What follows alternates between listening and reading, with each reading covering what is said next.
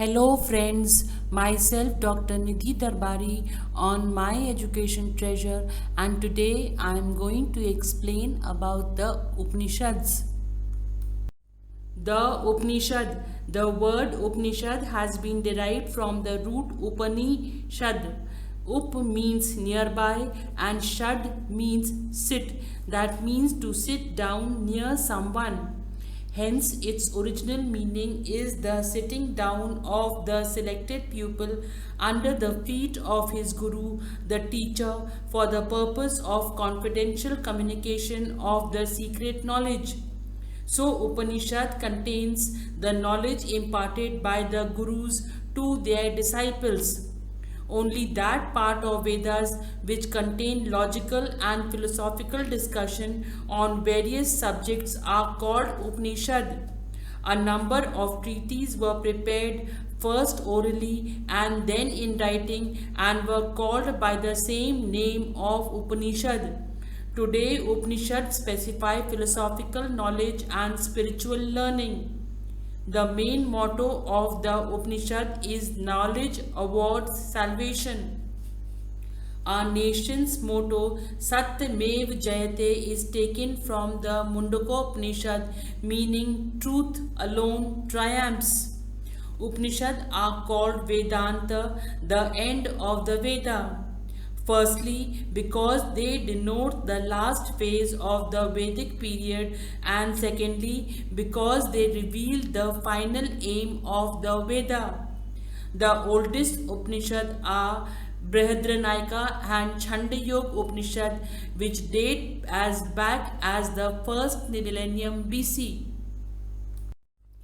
The latest Upanishads were composed in the medieval period and early modern period. The latest Upanishad is Mundaka Upanishad and was recorded by Dara Shikoh, son of Mughal Emperor Shah Jahan during 1656, who translated 50 Upanishads into Persian. Dara Shikoh wrote in the introduction, "I have studied many religions books, but I got solace only from the Upanishad." The Upanishads are the culmination of ancient Indian philosophical ideas in the Vedic period. The whole of later philosophy of India is rooted in the Upanishad. The philosophical principles of Shankara, Ramanuja, Ramakrishna Paramhansa, Aurobindo and others are derived from Upanishad, and by and large all the philosophical doctrines of subsequent days have borrowed something or the other from them. Traditionally, the Gita is known as the essence of the Upanishad. Gita is a part of Mahabharata. Therefore, some must have been composed before Mahabharata, that is before 3000 BC. Thus, the composition of Upanishad dates back to the period between 600 to 3000 BC. For thousands of years, the Upanishads were preserved through teacher and taught tradition in the form of Shruti. But their writings must have started before 600 BC. Different Upanishads have been attached to different Vedas. Thus, the Upanishads have been classified according to their connection with Rig Veda, Samveda, Yajur Veda, and Atharva Veda. It is difficult to fix the chronological order and exact date of the composition of the Upanishad. There is no historical evidence available to decide the issue. According to the traditional viewpoint, the Upanishads, like the Samhitas, the Brahman, and the Aranyakas, form part of the Vedas. They are therefore as ancient as the other three. Some Western writers, on the other hand, tried to fix the date of Upanishad after the Vedas. Their argument, however, are far from convincing. On the basis of the testimony of Buddhist scriptures, it can be said that at least some Upanishads were composed before Buddha, who was born in 6th century BC. Therefore, some Upanishads date back to 600 BC. Traditionally, the number of Upanishad is 108, classified according to the Vedas, and were composed by several learned saints between 800 BC and 500 BC. Out of 108 Upanishad, 11 are predominant and authentic, called Mukhya Upanishad. The major ones constitute the primary object of attention. Though the actual number of Upanishads have been a matter of controversy, the 11 chief Upanishads are Aitreyi, Kaushitaki, Taittiriya, Brihadranayaka, Chandayog, and Kena. All these are older than Buddha and Panini. According to Upanishad, God is immortal, omnipotent, total authority, and omnipresent, present everywhere. He has finite and non-finite both forms. Soul is also immortal, but it is an integral part of the universe. Ultimate goal of man's life is salvation or moksha according to Upanishad. In Vedic literature, the importance of Upanishad is next to the Vedas. Upanishads are the work of saints and seers. They mostly deal with matter, soul, and God and their interrelationship. They try to answer the question as to how and why the universe came into being. They profess the goal of life to be to attain moksha, salvation, which is possible through meditation and self-control. According to the Upanishad, self-realization comes through austerity, proper knowledge, and truth.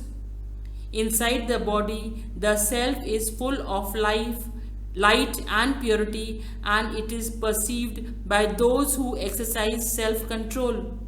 The concept of Atma and Brahma are united and explained in the philosophy of Upanishad. They are philosophical ideas about the following concepts too: sacrifice, body, and universe. They deal with the topics like universal soul, the absolute, the individual self, the mysteries of the nature, and so on. Among the later Upanishads, mention may be made of Katha, Shvetashvatara, Isha, Maitraniya, etc., which lay stress on Sankhya and Yoga doctrines. The language of these Upanishads is classical Sanskrit and not the Vedic Sanskrit. Like Aranyakas, the Upanishads also give less importance to ceremonies and sacrifices. They criticize the rituals and lay stress on the value of right belief and knowledge. They discuss various theories on the creation of the universe and define the doctrine of karma, action, Brahma, God, and Atma, soul, are treated as identical. Isha Upanishad, Shukla Yajurveda, Isha Upanishad embodies in its very opening the central theme of all the Upanishads, namely the spiritual unity and solidarity of all existence. Kena Upanishad, Samved. Kena Upanishad illumines the nature of knowledge by pointing out the eternal knower behind all acts of knowledge and purifies the man's concept of ultimate reality. Kathaka Upanishad from Krishna Yajurveda. Katha Upanishad holds a special fascination for its happy blend of charming poetry, deep mysticism, and profound philosophy. Its charm is heightened by the two characteristics of its dialogue story named the Yam, the teacher, and Nachiketa, the student in Kathaka Upanishad. If you found the video to be informative and interesting, I request you all to please give a like to the video to motivate me, share it for others, and subscribe it so that whenever I upload a new video, you will get a notification. Prashna Upanishad, Atharva Ved.